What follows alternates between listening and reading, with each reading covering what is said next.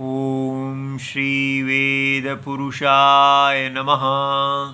नमस्कार। Class number 544 Shrimad Bhagavad Gita जी शंकराचार्य जी के भाष्य के अनुसार आरंभ किया जाता है।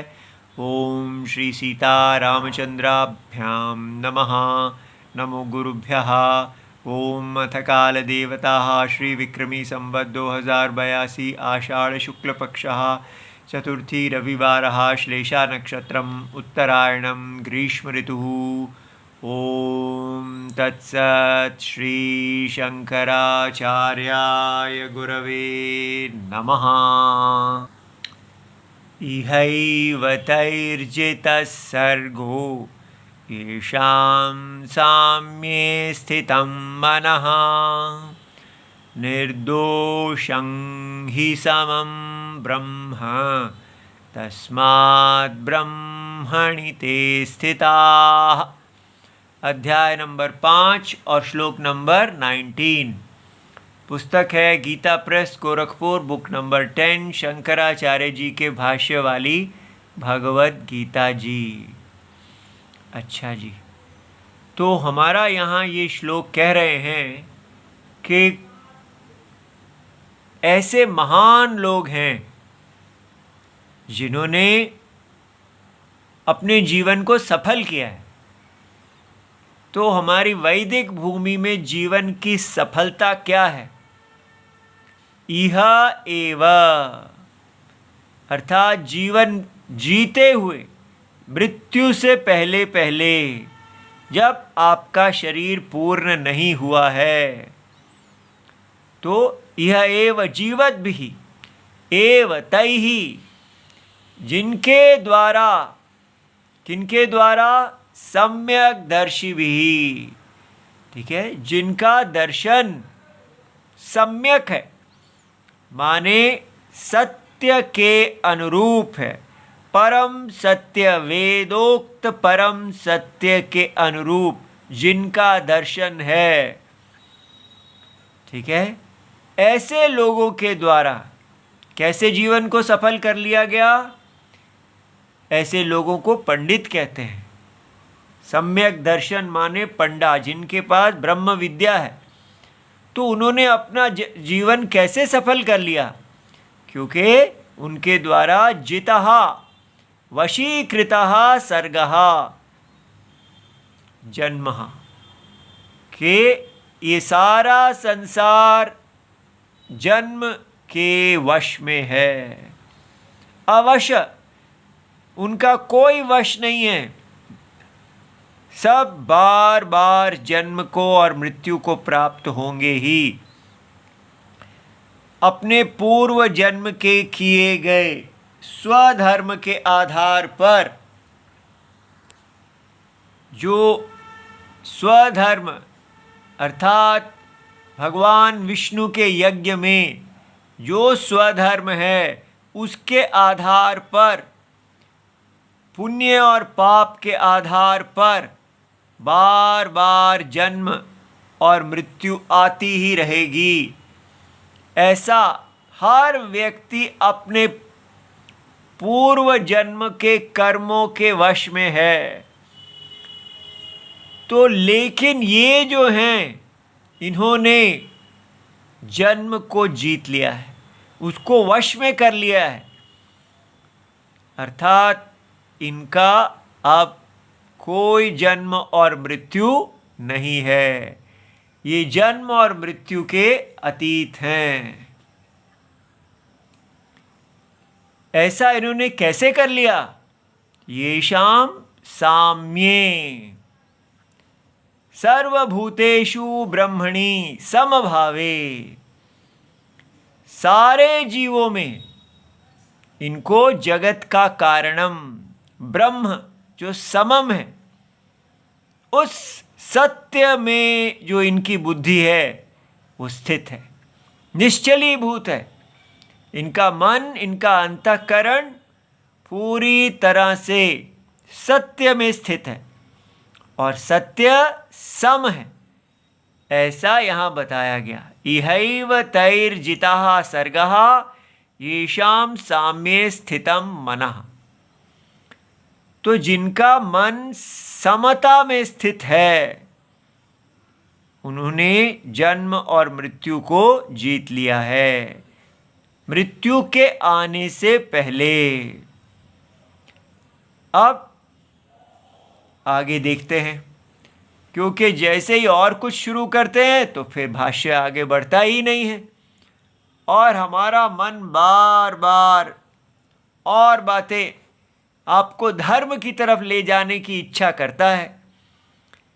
लेकिन ये भाष्य ब्रह्मज्ञान की बात कर रहा है। हमें ऐसा लगता है कि ब्रह्मज्ञान इतनी दूर की बात है, पहले हमें धर्म तो आना चाहिए। चलिए पहले इसको देखते हैं, फिर धर्म पे भी बात करते हैं। तो अब क्वेश्चन है, आगे कहा गया निर्दोषम, ठीक है, ये निर्दोषम कहाँ, ये शब्द है, निर्दोषम ही समम ब्रह्म, जो सम ब्रह्म है उसमें कोई दोष नहीं है। तो इसलिए निर्दोषम यद्यपि, चाहे जो समम ब्रह्म, समम क्या है, जैसे जल समम है और लहरें असमम है, सारी लहरों में असमता है, एक लहर दूसरे से भिन्न है, लेकिन उनका कारण, उनका सत्यम जल समम है। इसी प्रकार यहाँ पर भी एक जीव दूसरे जीव से भिन्न है, किंतु उस सारे जीवों के अंदर जो परम सत्य आत्मा है वो निर्दोष है। तो इसलिए कहा निर्दोषम यद्यपि, चाहे जो ब्रह्म है वो निर्दोष है, लेकिन फिर भी दोषवत्सु स्वपाकादिषु, जो जहाँ दोष है, कहाँ दोष है, शरीरों में। आत्मा में कोई दोष नहीं है, आत्मा सर्वव्यापी निर्गुण है, किंतु सारे शरीर सगुण हैं। एक शरीर को दूसरे से भिन्न किया जा सकता है। तो पिछले श्लोक में जो स्वपाक, कुत्ते को खाने वाला एक व्यक्ति है और एक ब्राह्मण है, इस प्रकार अनेक का उदाहरण दिया गया। वो सारे के सारे शरीर मूढ़ ही, जो व्यक्ति मूढ़ हैं, मूढ़ का मतलब अर्थात वेद के द्वारा बताए गए ब्रह्म ज्ञान को नहीं जानते हैं, वो इसी को ही सत्य मानते हैं, भेद को, गुणों को। तो दोष को वो ब्रह्म में दोष समझ रहे हैं, वो कह रहे हैं यही सत्य है। सत्य जो है वो उसमें अनेकता है, एकता समता नहीं है। तो तद दोषै ही दोषवत इव विभाव्यते। तो वो जो शरीर के दोष हैं, शरीरों में भिन्नता है, वो सारे दोषों के द्वारा वो ब्रह्म को ही, जैसे लहरों के दोषों के द्वारा हम जल को ही दोषवत समझें, इसी प्रकार मूढ़ लोग, तत्व को नहीं जानने वाले लोग जो हैं, वो आत्मा, अंतरात्मा को ही दोषवत मानते हैं। उनके लिए आत्मा ब्रह्म, यह आत्मा और ब्रह्म एक ही चीज़ है। ब्रह्म माने बृहद, जो सबसे बड़ा है, सबका आत्मा, ठीक है। तो इस प्रकार, लेकिन तथापि फिर भी तद दोषै ही अस्पृष्टमिति, फिर भी उन दोषों से ब्रह्म आत्मा अस्पृष्ट है। इसलिए भगवान ने यहाँ कहा कि निर्दोषम ही समम ब्रह्म। अज्ञानी लोग ब्रह्म को समम नहीं देखते, सत्य को सम नहीं देखते, लेकिन वो असम दिखते हुए भी हर शरीर में ऐसा लगता है कि शरीर के गुण आत्मा के ही हैं। तो यहाँ अनेक आत्माएं ऐसा लगता है, किंतु ज्ञानी को ये समझ में आता है कि नहीं, ये सारे शरीर एक आत्मा में कल्पना है। इसलिए कोई भी कल्पना सत्य को दूषित नहीं करती। ठीक है, इसलिए स्वप्न के अंदर दिखने वाला नानात्वम, अनेकता, अनेक उपाधि, अनेक शरीर स्वप्न की आत्मा में दोष नहीं पैदा करते। ठीक है, इसलिए कहा गया कि ब्रह्म जो है वो निर्दोष है, समम है, ज्ञानी के लिए, अज्ञानी के लिए नहीं। तो इसलिए निर्दोषम, दोष वर्जितम ही यस्मात्, इसीलिए ब्रह्म को ज्ञानी लोग निर्दोष देखते हैं, क्योंकि सारा ये जगत केवल ब्रह्म में स्वप्न के समान एक कल्पना है। तो जैसे रस्सी में दिखने वाला स्वप्न सांप रस्सी में कोई दोष नहीं पैदा करता, उसी प्रकार इस सारे ब्रह्म में दिखने वाला ये जगत, ब्रह्म में कोई दोष, कोई गुण नहीं पैदा करता। ब्रह्म समम ही रहते हैं, निर्गुण ही रहते हैं। अब यहां आगे कहा न अपि स्वगुण भेद भिन्नम निर्गुणत्वात् चैतन्यस्य, इसलिए जो शरीरों में अपने अपने व्यक्तिगत गुण देखे जाते हैं, तो हर व्यक्ति कहता है ये मेरे गुण हैं, ये मेरे गुण हैं, ये मेरे गुण हैं, लेकिन उन गुणों से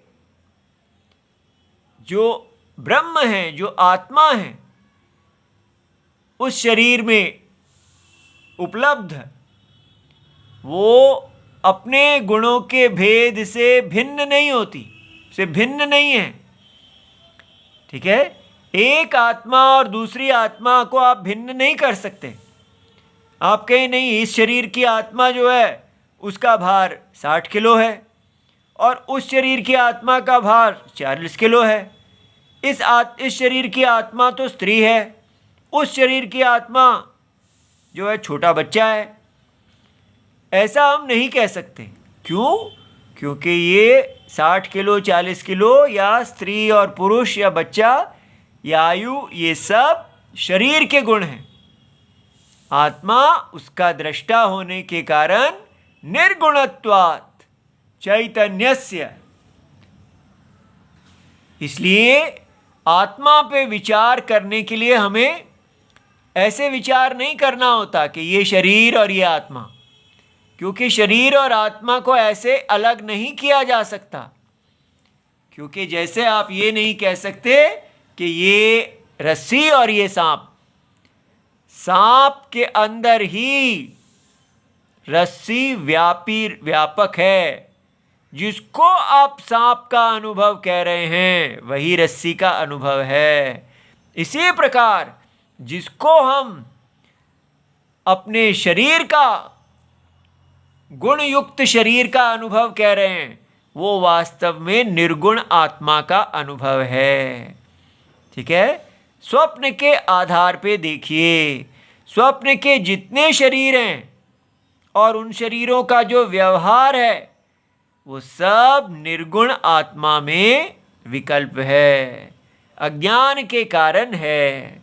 इस प्रकार चैतन्य, जो चेतना इस सारे जगत में व्याप्त है, वो निर्गुण है। तो ऐसा कहेंगे वक्ष्यति च भगवान। आगे आने वाले जो श्लोक हैं उनमें कहेंगे कि इच्छादि नाम क्षेत्र धर्मत्वम, ये जो इच्छा हमारे अंदर उत्पन्न होती है ये चेतना का धर्म नहीं है। क्षेत्र, आगे क्षेत्र और क्षेत्रज्ञ के शब्द भगवान प्रयोग करेंगे। शरीर को क्षेत्र कहेंगे और आत्मा को क्षेत्रज्ञ कहेंगे। क्षेत्र को जानने वाला क्षेत्रज्ञ और क्षेत्र शरीर, जहाँ पर कर्म के बीज बोए जाते हैं और वो बीज शरीर को फल देते हैं। तो क्षेत्र में फल आता है। इसलिए भगवान कहेंगे कि ये सारी इच्छाएं शरीर के साथ हैं। आत्मा चैतन्यम अनादित्वात् निर्गुणत्वात्, आत्मा का कोई आदि और कोई अंत नहीं है, ठीक है। और आत्मा निर्गुण है, तो आदि और अंत नहीं तो शरीर के अंदर फिट कैसे आता है? आत्मा शरीर के अंदर फिट नहीं है, शरीर आत्मा के अंदर फिट है। आप कैसे कह रहे हैं? आप देखिए, अगर आत्मा अनादि और अनंत है तो स्वप्न के सारे शरीरों के अंदर कैसे फिट आता है? स्वप्न के पहाड़, नदियाँ इत्यादि सब इतने शरीर हैं वहाँ, वो सब शरीरों के अंदर आत्मा है या आत्मा के अंदर शरीर हैं? आत्मा में पूरे स्वप्न की कल्पना है, एक ही नहीं, अनंत स्वप्न, जितने आने हैं, जितने पहले आए हैं, जितने आएंगे, सब स्वप्न का देश काल इत्यादि, सूर्य, ब्रह्मांड, मॉलिक्यूल इत्यादि सब कुछ एक कल्पना है। और उस कल्पना को धारण करने वाला आत्मा का कोई आदि, काल में बिगिनिंग, काल में एंड नहीं है। स्वप्न जो काल है वो स्वप्न के अंदर है, स्वप्न का टाइम स्वप्न के अंदर है। आत्मा अकाल है, अकाल पुरुष, इसीलिए आत्मा को अनादि कहते हैं। इसीलिए हमारे सिख लोग कहते हैं अकाल, वो अकाल को भगवान मानते हैं क्योंकि अनादि, स्वप्न के अंदर काल है, ठीक है। इसलिए वो अकाली होते हैं, अकाल को ही अपना भगवान मानने वाले। तो इसलिए ये आपको समझ में आया कैसे आत्मा अकाल है, उसका कोई आदि, बिगिनिंग और एंड नहीं है, निर्गुण होने के कारण। इति च न अपि अन्त्या विशेषाः आत्मनः भेदकाः सन्ति प्रति शरीरम तेषां सत्वे प्रमाण अनुपपत्तेः। अब ये लाइन थोड़ा अच्छी तरह समझना है कि भारत में जो शंकराचार्य जी बता रहे हैं, इसको अद्वैत, शंकराचार्य जी का अद्वैत दर्शन कहते हैं। इसमें यह बताया जा रहा है कि ये द्वैतम, भेद जो है, क्षेत्र क्षेत्रज्ञ का भेद, ये सारा भेद जो है ये कल्पना है। आत्मा अभेद है, ना वो दृष्टा है ना वो दृश्यम है। दृष्टा दृश्य भेद को धारण करने वाला परम सत्य, इसलिए इस दर्शन को अद्वैत दर्शन कहते हैं। लेकिन भारत में इसके अतिरिक्त और भी दर्शन हैं जो दिखाना चाहते हैं कि सत्य क्या है। तो उसमें एक दर्शन है जिसको कहते हैं वैशेषिक दर्शन, ठीक है। तो वैशेषिक दर्शन कहते हैं कि ये जो संसार है ये उनकी दृष्टि में कैसा है, तो वो हम थोड़ा जानेंगे तभी हमें समझ में आएगा। यहाँ शंकराचार्य जी कह रहे हैं कि जो वैशेषिक दर्शन वाले ऐसा कहते हैं कि हर शरीर में आत्मा जो है वो भिन्न है, एक ही आत्मा जगत का अद्वैत आत्मा नहीं है। उनका कहना है कि हर शरीर में जो आत्मा है उसमें विशेष नाम का एक पदार्थ है और वो सब आत्माओं, एक आत्मा को दूसरी आत्मा से अलग करता है, ठीक है। इसलिए क्योंकि आत्मा निर्गुण है, तो सामान्य में तो हम कह देते हैं भाई ये देखो ये अलग है, ये अलग है, अपने गुणों के आधार पर अलग किया जा सकता है। लेकिन वो कहते हैं आत्मा को कैसे एक आत्मा को दूसरी आत्मा से अलग करें, क्योंकि उसमें तो कोई गुण ही नहीं है। तो इसलिए हमको अलग करने के लिए मानना होगा कि उनके अंदर एक ऐसा पदार्थ है जिसका नाम है विशेष, ऐसे पदार्थ की वो कल्पना करते हैं कि वो नित्य पदार्थ है और वो सदा हर आत्मा में पाया जाता है, जिसके कारण एक जीवात्मा को दूसरी जीवात्मा से अलग किया जा सकता है। इसलिए उनका मानना है कि जीवात्मा अनंत होती हैं और हर शरीर में एक अलग जीवात्मा है और परमात्मा अलग होता है। तो परमात्मा सर्वव्यापी एक हैं और जीवात्माएं अनेक हैं, हर शरीर में हैं। इस प्रकार वो अद्वैत को नहीं मानते। तो शंकराचार्य जी उनके मत का खंडन करते हुए कह रहे हैं, न अपि अंत्याविशेषाः, अर्थात वो ऐसा मानते हैं कि वैशेषिक मत वाले मानते हैं कि हर आत्मा, जीवात्मा दूसरी आत्मा से इस विशेष नाम का पदार्थ, जिसको अंत्य विशेष कहते हैं, कि अंतर रहने वाला एक विशेष नाम का पदार्थ है, एक वस्तु है जो जिसका काम है एक आत्मा को दूसरी आत्मा से अलग करना। ठीक है, तो जहाँ भी निर्गुणता है वहाँ दो निर्गुण को कैसे अलग करेंगे, ये विशेष नाम का पदार्थ करेगा। ये आपको बात समझ में आ गई। दो सगुण, इसको तो हम इससे कर सकते हैं क्योंकि इसका गुण लाल है, इसका नीला है, लेकिन एक आत्मा और दूसरी आत्मा को कैसे करें? तो वो कहते हैं वो विशेष नाम का पदार्थ कर देता है।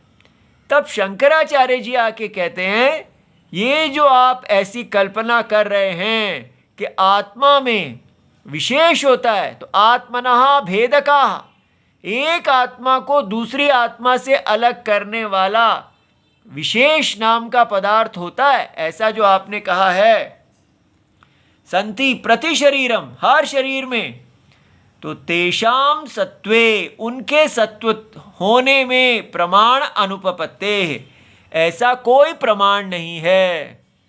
ठीक है, तो देखो कैसे इन्होंने उनकी इतना कह के ही छुट्टी कर दिया कि आप जो बात कर रहे हैं ये केवल कल्पना मात्र है, लेकिन प्रमाण कहाँ है?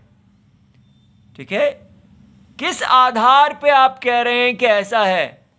जब हम विचार करके देखते हैं, अनुभव को देखते हैं, क्या ऐसे विशेष की कोई कल्पना, कोई अनुभव है क्या? कहीं वेद ने ऐसा कहा है? ठीक है, ना वेद का कोई प्रमाण है, ना अनुमान का, ना प्रत्यक्ष का।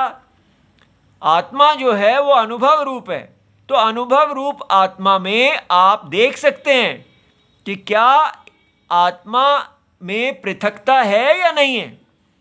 तो ये बड़ा गहरा पॉइंट है, हमें देखना है कि हाँ ये तो बात सत्य है, ऐसे दिखना चाहिए कि ये जो साक्षी आत्मा मैं हूँ, मैं केवल अज्ञान के कारण ही अपने अंदर भेद देख रहा हूँ।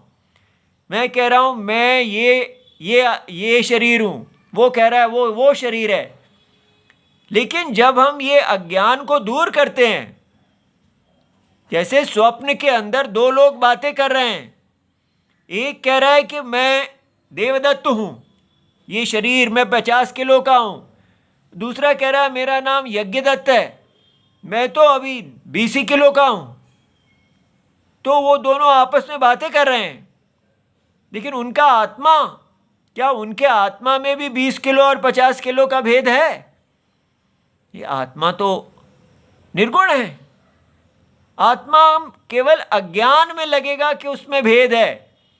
तो इन लोगों ने, वैशेषिक वाले, ये इसको नहीं जानते थे, उन्होंने ऐसी कल्पना कर दी कि भाई शरीरों के अंदर तो हम 50 किलो और 20 किलो से अलग कर लेंगे, लेकिन जो आत्मा है उसको कैसे अलग करेंगे? तो चलो कल्पना कर देते हैं कि उसमें एक विशेष गुण है। तब शंकराचार्य जी कहते हैं कि आपकी कल्पना जो है वो निराधार है। जब हम विचार करते हैं, हमें ऐसा कोई भी कल्पना जो है उसका कोई आधार नहीं मिलता। ठीक है, ये बात समझ में आ गई? तो आपकी कल्पना निराधार है, उसमें कोई प्रमाण नहीं है। तो ये आपको समझ में आ गया कि आत्मा को में विचार से कोई भी भेदक असमता सिद्ध नहीं की जा सकती। ठीक है। अतः समम ब्रह्म एकम च तस्मात् ब्रह्मणि एव ते स्थिताः। इसलिए जब वो निश्चय कर लेते हैं ऐसे कि आत्मा, अतः समम ब्रह्म, आत्मा ब्रह्म जो है वो समम है। समम माने एकम अद्वितीयम। सारे के सारे स्वप्न का, चाहे वो पुराना स्वप्न हो, नया स्वप्न हो या आने वाला स्वप्न हो, भूत वर्तमान भविष्यत, कहीं का भी स्वप्न हो, आत्मा में जो स्वप्न है वो आत्मा में किसी भी प्रकार की असमता पैदा नहीं करता। ये बात समझ में आ गई? इसलिए जो इसको जानते हैं, एकम च तस्मात् ब्रह्मणि, वो ब्रह्म में एव ते स्थिताः, वो ऐसे ज्ञान में स्थित हो जाते हैं। कैसे हो जाते हैं? कोई 2 मिनट नूडल नहीं है। हाँ हाँ, मुझे समझ में आ गया। पहले इस ज्ञान का परिचय होता है, फिर व्यक्ति को इस ज्ञान में स्थित होने का साधन दिया जाता है। और वो साधन क्या है? आपको समझाया जाता है कि धर्म क्या है। हमको तो कभी, हम घरों में बैठ के कोई हमें बताता भी नहीं, कोई विचार भी नहीं करता कि धर्म क्या होता है। क्या आपके घर में कभी आपके पिताजी, दादाजी, माता पिता, सारे घर में लोग बैठ के निश्चय करते हैं कि धर्म होता क्या है? हम सिर्फ यही करते हैं कि हम अपने अपने काम को करते रहते हैं। बच्चे अपनी पढ़ाई करते रहते हैं, पिताजी अपना काम, कॉलेज जो भी हो जैसे कमाई करते हैं, माताजी अपना काम करती रहती हैं घर का या कमाई करती रहती हैं। सब लोग बस अब प्रैक्टिकल बनो, अपना काम करो। लेकिन ये विचार नहीं करते कि धर्म क्या है। क्यों नहीं करते? क्योंकि हमारे को किसी को कुछ पता ही नहीं है, और सारी दुनिया हमें बताती रहती है कि धर्म क्या है। और हम इतने बुद्धू की तरह हम कहते हैं हाँ ये भी ठीक है, ये भी ठीक है। कैसे? अगर कोई हमें कहे अच्छा जी आजकल कहा जा रहा है कैजुअल सेक्स, कि थोड़ा तो इधर उधर मुंह मार लेना चाहिए। अब जरूरी नहीं है कि पति पत्नी एक दूसरे के साथ ही अपना संबंध बनाएं, तो पति कहीं और थोड़ा सा मुंह मार लेते हैं, पत्नी भी मार लेती हैं, तो इसमें खराबी क्या है? और बच्चे भी थोड़ा इधर उधर मुंह मार लेते हैं, तो इसमें क्या खराबी है? अब रेप तो कर नहीं रहे हैं, वो तो खराबी है ना। म्यूचुअल कॉन्सेंट है। जब दो लोग आपस में स्वीकृति दे के वो अपने साथ शारीरिक संबंध बना लेते हैं, तो इसमें खराबी क्या है? तो हमारे घर के लोग कहेंगे हाँ ये तो ठीक ही है भाई, इसमें क्या खराबी है, कोई रेप थोड़ी किया है। अब दूर दूर रहते हैं, वो मिल गए, उनमें प्यार हो गया थोड़ा सा, उसको निपटा लिया, आधे घंटे की बात है, ख़त्म हुआ और आगे चले, तो इसमें खराबी क्या है? तो कहेंगे हाँ बात तो ठीक ही है भाई, कोई खराबी नहीं है। किसी भी चीज़ में हमको कोई खराबी ही नहीं लगती। हर चीज़ हम थोड़े पहले थोड़ा सा शौक होंगे, शायद नहीं भी, अब वो भी नहीं होंगे, और फिर उसको कहेंगे हाँ ये ठीक है, चलो ठीक है, कोई बात नहीं, आगे चलो। पैसा कितना आ रहा है घर में, तुम हमारी गाड़ी चलती रहे, ठीक है, जैसा करना है वैसा करो, बस थोड़ा संभाल के रखना। ये है नई दुनिया, कि वो उसको इतना है ही नहीं कि ये गलत है।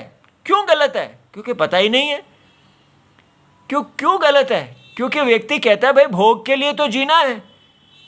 जब जीवन का उद्देश्य ही भोग है, हम सब भोगी तो हैं, हमने विवाह भी भोग के लिए किया, बच्चे भी भोग के लिए जी रहे हैं, सब भोग के लिए जी रहे हैं। तो अगर मौका मिल गया तो बिना अपने आप को खतरे में डाले अगर भोग कर लिया, तो इसमें खराबी क्या है? किसी को समझ ही नहीं आ रहा कि अधर्म क्या है, धर्म क्या है। सब कह रहे हैं प्रैक्टिकल बनो, बस जितना भोग मिल जाता है बिना अपने आप को खतरे में डाले, दूसरे को मुश्किल में डाले, जेल में जाए बिना, वो ठीक है। जैसे कैजुअल रिश्वत लेना भी ठीक है, हर चीज़ में थोड़ा थोड़ा ऊपर नीचे कर लेना ठीक है। ये नई दुनिया है। और क्या टॉपिक चल रहा है, समम ब्रह्म का टॉपिक, और हम कहाँ जी रहे हैं? Practical, be practical. अपने आप को भोग के लिए जीना है, उसके लिए क्या करना है? तो मेरा बेटा, जब तक हम लोग बैठ के घर में निश्चय नहीं करेंगे कि राम और सीता किस धर्म से चलते हैं और क्यों हमको उस धर्म पे चलना है, घर में अगर आप सीता की इच्छा करते हैं स्त्रियों में, तो उनको बताइए क्या सीता का धर्म है, कौन से धर्म से इतनी बलशालिनी सीता बनती है जो सदा पतिव्रता होती है, कैसे राम अडिग धर्म में रहते हैं, कौन वर्णाश्रम धर्म है, क्या वेद धर्म है, इसको बात ही नहीं करेंगे और यही कहते रहेंगे बस ठीक है प्रैक्टिकल बनो प्रैक्टिकल बनो, भोगी जीवन है। तो फिर कम्युनिस्ट भी हमें पागल कर देंगे, सब फेमिनिस्ट भी पागल कर देंगे, सारा का सारा कुछ छोड़ के हम केवल भोग परायणता में गिर जाएंगे। ये समम ब्रह्म की भगवत गीता कुछ काम नहीं करेगी। प्लीज आपके पैर पड़ते हैं, घरों में डरिए मत और बैठ के पूछिए कि क्या इसमें क्या गलती है कि घर के लोग अगर इधर उधर मुंह मारते रहते हैं तो इसमें खराबी क्या है, क्यों ना बने हम ऐसे। और ताकि निश्चय हो, ये नहीं कि जब आफत आ जाए तब कहेंगे अच्छा अच्छा चलो कुछ करते हैं। ओम नमो भगवते वासुदेवाय। प्रणाम।